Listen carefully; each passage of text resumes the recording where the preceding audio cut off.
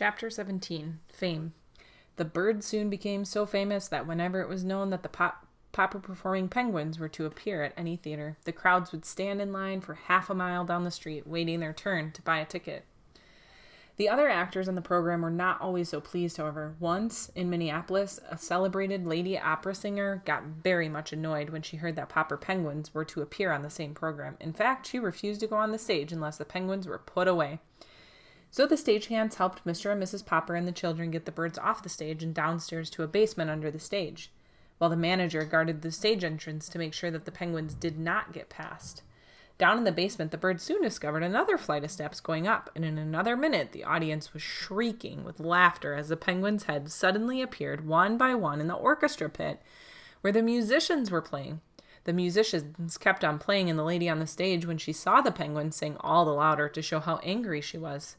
The audience was laughing so hard that nobody could hear the words of her song.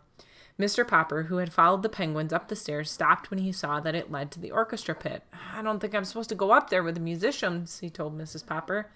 "The penguins did," said Mrs. Popper. "Papa, you'd better get them off before they start biting the pegs and strings off the fiddles," said Bill. "Oh, dear, I just don't know what to do," said Mr. Popper, sitting down helplessly on the top step. "Then I will catch the penguins," said Mrs. Popper, climbing up past him, with Janie and Bill following.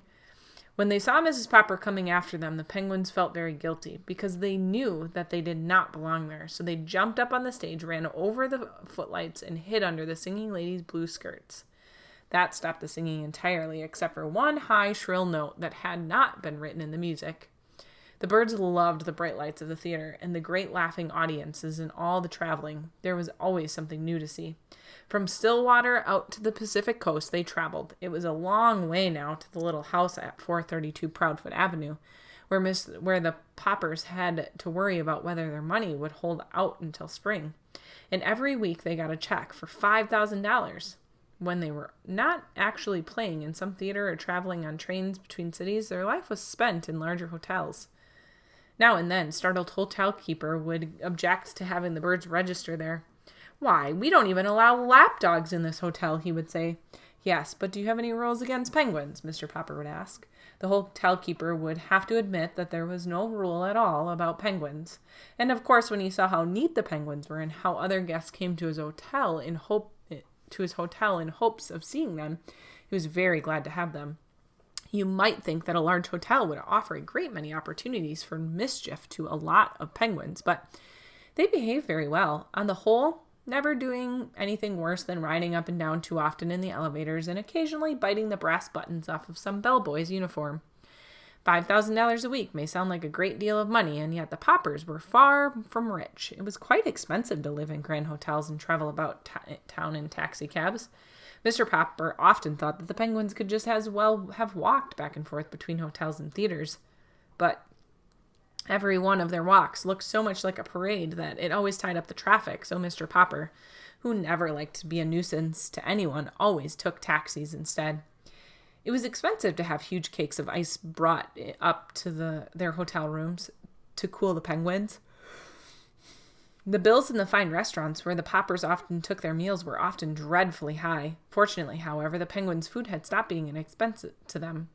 On the road, they had to give up having tank cars of live fish shipped to them because it was so hard to get deliveries on time.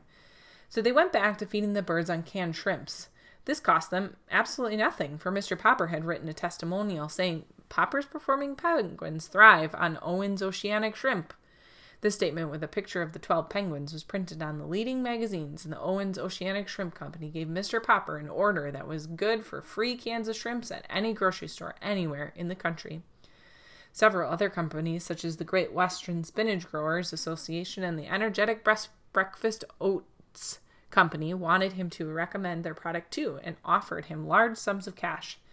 But the penguins simply refused to eat spinach or oats, and Mr. Popper was much too honest to say they would, even though he knew the money would come in handy. From the Pacific coast, they turned east again to cross the continent. They had time enough on this brief tour to touch only the larger cities. After Minneapolis, they played Milwaukee, Chicago, Detroit, Cleveland, and Philadelphia. Wherever they went, their reputation traveled ahead of them. When early in April they reached Boston, huge crowds awaited them in the railway station. Up to now, it had not been too difficult to keep the Penguins comfortable, but a warm spring wind was blowing across Boston Common, and at the hotel Mr. Popper had to have the ice brought up to his room in 1,000-pound cakes.